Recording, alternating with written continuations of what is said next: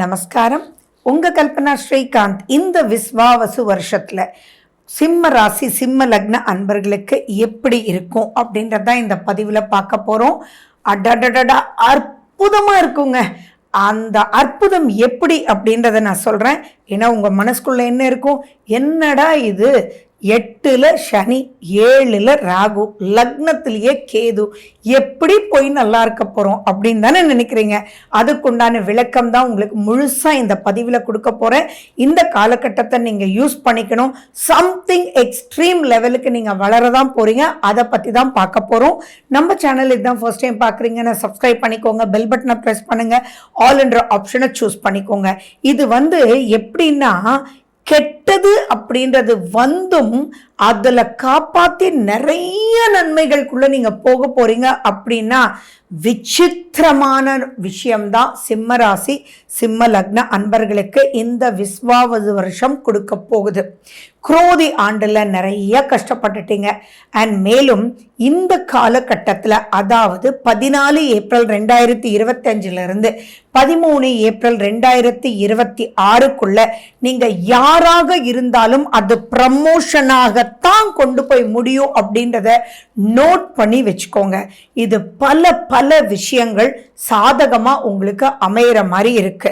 நீங்க இப்ப பண்றது அந்த மாறின்றது அமையும்ன்றது மாத்துறதுக்கு பண்ண வேண்டிய ஒரே ஒரு விஷயம், இப்ப நடக்கக்கூடிய திசா புத்தி அந்தரம் உங்களுடைய சுய ஜாதகம் எப்படி இருக்கு அப்படின்னு மட்டும் பார்த்துட்டீங்கன்னா கண்டிப்பா பாசிட்டிவான ட்ராக் உள்ள நீங்க போயிடலான்றது ஞாபகம் வச்சுக்கோங்க. சரி, இது எப்படின்னு பார்ப்போம்.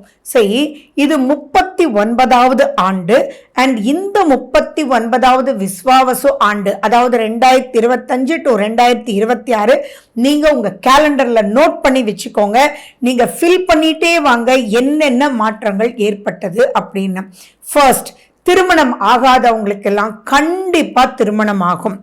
இது பயம் அப்படின்றதும் பொதுவாகவே சிம்மராசி சிம்ம லக்ன அன்பர்கள் அவங்களுக்குன்னு ஒரு கேட் போட்டுட்டு, இப்படித்தான் நான், இது எனக்கு பிடிக்காது, இது எனக்கு தெரியாது, அதெல்லாம் முடியாது அப்படின்ற வார்த்தைகளை அதிகமா யூஸ் பண்ணிக்குவீங்க. ஆனா இப்போ அதுல எப்படி வெளியில வரணும், எந்த ஒரு விஷயமாக இருந்தாலும் சரி, அதுல பிளஸும் மைனஸும் நிச்சயமா உண்டு. ஏன், நம்ம ஒரு பேனா வாங்கினா கூட அதுல பிளஸஸும் உண்டு மைனஸும் உண்டு. அதை அனலைஸ் பண்ணி அதை எப்படி மேலே எடுத்துட்டு போகணும் அப்படின்றதான் சிந்திக்கணும் இல்லையா. அந்த சிந்தனை பெருசா அந்த நெகட்டிவான விஷயத்துக்குள்ளேயே மாட்டிட்டு முழிப்பீங்க. அப்போ ஆப்ஷன்ஸ் எந்த பேனா வாங்கிறது அப்படின்றதுலயே யோசிச்சு உங்களுக்கு வரக்கூடிய நன்மைகளை தட்டி விட்டுட்டே இருக்கீங்க. அதெல்லாம் இல்லாம இது எடுப்பா, இதுல மைனஸ் இருக்குத்தான், ஆனா அதை உன்னால ஜெயிக்க முடிக்கும்னு சொல்லக்கூடிய அளவுல கிரகங்கள் அவ்வளவு அற்புதமா இருக்கு. 7ல் ராகு வரார். அந்த 7ல் ராகு வரும்போது நிறைய பிரச்சனைகள் நீங்க சந்திக்கணும். ஆனா குரு ராகுவை பார்க்கறதுனால அவங்க குருனுடைய வடிவமாவே மாறி, ராகுனாலே ஸ்பீடுங்க, ராகுனாலே வேகம். அப்ப குருவோட சேர்ந்து, குருன்னா என்ன, குருனாலே நாலேஜ் இல்லையா, குருனாலே விவேகம் இல்லையா. அப்போ முறைப்படி வேகமும் விவேகமும் கலக்கும் போது எவ்வளவு சூப்பரா நீங்க வரப்போறீங்க. அத்தனை குழப்பங்களுக்கும் விட்டு அப்படியே அதை போய் தள்ளி விட்டுட்டு நீங்க நெக்ஸ்ட் ஸ்டேஜ் ஆஃப் லைஃப்க்கு மூவ் பண்ணிடுவீங்க. ஸோ இப்போ உங்களுக்கு கல்யாணம் நடக்கக்கூடிய வாய்ப்பு அதிகமா இருக்கு. இப்போ நடக்கக்கூடிய கல்யாணத்துல நீங்க யாராக இருந்தாலும், பெண்ணாக இருந்தாலும் சரி, ஆணாக இருந்தாலும் சரி, திருமணம் அப்படின்றது ஒருத்தர் புரிஞ்சுட்டு அதில் இருக்கக்கூடிய பிளஸ் மைனஸை டைஜஸ்ட் பண்ணிட்டு அக்செப்ட் பண்ணிட்டு போக வேண்டிய கட்டம் இல்லையா. அது எப்படி அப்படின்னு குரு கற்றுக் கொடுத்துருவார். அப்போ உங்களுக்கு ஒரு மைனஸே இல்லை. எப்பயுமே ஒரு கல்யாணம், ஒரு புது பந்தம் அப்படின்றது முதல் 1 வருஷம் 1.5 வருஷம் அதை நீங்க ஸ்மூத்தா எடுத்துட்டு போக தெரிஞ்சிடுச்சுன்னா வாழ்நாள் முழுக்க ஜெயிச்சிடலாம். ஃபர்ஸ்ட் 1.5 வருஷத்துல எக்கச்சக்கமான கான்ஃபிளிக்ட், ஃப்ரிக்ஷன் அப்படின்னு இருந்ததுன்னா அது எந்த காலகட்டத்திலையும் நிம்மதியா அமையாது. அப்ப இது நிம்மதியான காலகட்டம் தானே. அப்ப திருமணம்ன்றது நீங்க உள்ள நுழைஞ்சிடுவீங்க. அடுத்தது குழந்தை பாக்கியம்னு சொல்லும் போது நிறைய பேருக்கு குழந்தை இல்லாம கஷ்டப்பட்டுட்டு இருக்கீங்க. ஸோ சுய ஜாதகம் நல்லா இருந்ததுன்னா தானாவே குழந்தை அமையும் இந்த விஸ்வாவசு வருஷத்துல. அதே மாதிரி இப்ப குழந்தை பிறக்கிறவங்களுக்கெல்லாம் கொடுத்த வச்சவங்க உங்க குழந்தைங்க பெரிய பெரிய பெரிய முன்னேற்ற பாதையை அடைய போறாங்க. ஆச்சரியமா இருக்கும் உங்களுக்கு. 8ல் சனி பகவான் இருக்கும் போதும் குழந்தை அமைஞ்சது. ஸோ அந்த குழந்தை குடும்பம் அமைஞ்சு சூப்பரா அது ஒரு பெரிய சூப்பர் பாசிட்டிவ் பிரமிடா அமைய போகுது அப்படின்றதுல எந்த ஒரு கருத்து மாற்றமே இல்லை. நீங்க ட்ரீட்மெண்ட் போயிட்டே இருக்கீங்க, அந்த ட்ரீட்மெண்ட்ல குழந்தை கொடுக்கவே இல்லை, எல்லா ட்ரீட்மெண்ட்டும் ஃபெயிலியர் ஆயிருக்கா. இப்போ இந்த விஸ்வாவசு வருஷத்துல நீங்க அந்த ட்ரீட்மெண்ட் எடுக்கும்போது மேபி நீங்க பார்த்துட்டு இருக்கக்கூடிய டாக்டருக்கே வேற ஒரு வழி தோணலாம், அல்லது அது வேற ஒரு மருத்துவமா இருக்கலாம், அல்லது வேற டாக்டர்கிட்ட போகலாம், அல்லது நீங்க அங்க உட்கார்ந்துட்டு இருக்கும்போது ஓபியில யாரோ இதை ட்ரை பண்ணுங்களேன், இதுல என் பொண்ணு ட்ரை பண்ணி சூப்பரா அவளுக்கு அமைஞ்சிருச்சு அப்படின்ற ஒரு க்ளூ ஒருத்தர் பேசிட்டு இருக்கலாம், உங்ககிட்டன்னு மட்டும் கிடையாது. அப்ப அசரீரி மாதிரி உங்களுக்கு கேட்டு அது செய்யணும்ன்ற ஒரு இன்ட்யூஷன் ஏற்பட்டு அதன் மூலியமா உங்களுக்கு குழந்தை பாக்கியம் கிடைக்கிறதுக்கு பெரிய பெரிய பெரிய வாய்ப்புகள் இருக்கு. ஸோ ப்ரமோஷன் கட்டி தழுவும். யாரெல்லாம் கடன் வாங்கி வெளிநாட்டுக்கு போய் படிச்சுட்டு இருக்கீங்களோ அவங்களுக்கெல்லாம் பிளேஸ்மெண்ட் கிடைக்கக்கூடிய வாய்ப்புகள் இருக்கு. வெளிநாட்டினால் உங்களுக்கு சுகங்கள் பல ரூபத்துல காத்துட்டு இருக்கு.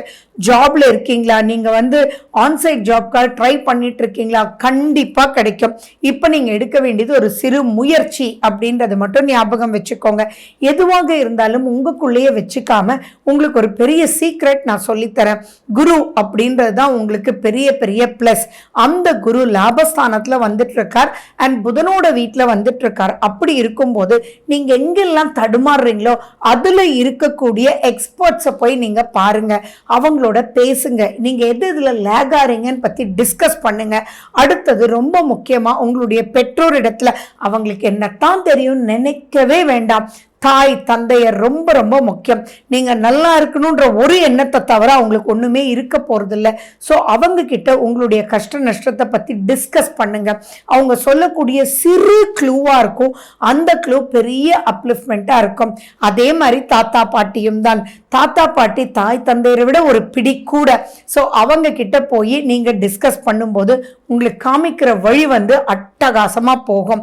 நிறைய பேர் பிஹெச்டி பண்ணணும், ஆனா என்ன பண்றது, அங்க செலவு இருக்கே, இந்த வேலையை விட்டுட்டு பண்றதா, வேலையோட பண்றதா, பண்ண முடியுமா, செய்ய முடியுமா அப்படின்னு ஹையர் எஜுகேஷனை பத்தி கவலைப்பட்டுட்டு இருக்கீங்க அப்படின்னா உங்களுக்கு 100% வழி கிடைக்கும். அந்த விதத்துல உங்களுடைய லைஃப் பார்ட்னரும் உங்களுக்கு ஹெல்ப் பண்ணுவாரு. ஏன்னா 7ஆம் வீட்டுல ராகு. அப்ப ஹெல்ப் பண்ணணும்னா என்ன ஆகணும், உங்களுடைய வேலையில என்ன சம்பாத்தியம் கிடைக்குதோ அந்த சம்பாத்தியம் அவருக்கும் கிடைச்சா தானே அவர் நல்லா இருக்க முடியும். அப்ப அடிஷனல் பெனிஃபிட் உங்களால் உங்களுக்கு இந்த மாற்றம் ஏற்படுறதுனால உங்களுடைய கணவருக்கு அல்லது மனைவிக்கு லைஃப் பார்ட்னருக்கு முன்னேற்றம் ஏற்படும். நீங்க சொல்லக்கூடிய ஐடியாஸ்னால உங்களுடைய பார்ட்னர்ஷிப் பிசினஸ் ரொம்ப நல்லா வரும். அப்போ உங்களுடைய குடும்பமே பார்த்து சந்தோஷப்படும். இந்த மாதிரி பல சந்தோஷங்கள் காத்துட்டு இருக்கு. நீங்க பண்ண வேண்டியதெல்லாம் துர்க்கை அம்மனுடைய வழிபாடு பண்ணுங்க, சிட்ரஸ் ஃபுட் அதிகமா சாப்பிடுங்க, சனி பகவானுக்கு முக்கியத்துவம் கொடுங்க, ஹனுமன் சாலேசா கேளுங்க, ஹனுமன் கோயிலுக்கு போயிட்டு வாங்க, அங்க கொடுக்குற ஆரஞ்சு கலர் செந்தூரம் வச்சுக்கோங்க. இதெல்லாம் பண்ணும்போது நெக்ஸ்ட் ஸ்டேஜ் ஆஃப் லைஃப் சிம்ம ராசி சிம்ம லக்ன அன்பர்கள் பிரமாதமா வரப்போறீங்க. 7ல் ராகு 8ல் சனி, கவலையே இல்லை. இந்த காலம் தான் ஜெயிக்க போறீங்க. பாருங்க, கமெண்ட் பண்ணுங்க எந்தெந்த விஷயத்துல ஜெயிச்சிங்கன்னு. So wish you good luck. வாழ்க வளமுடன். நன்றி, வணக்கம்.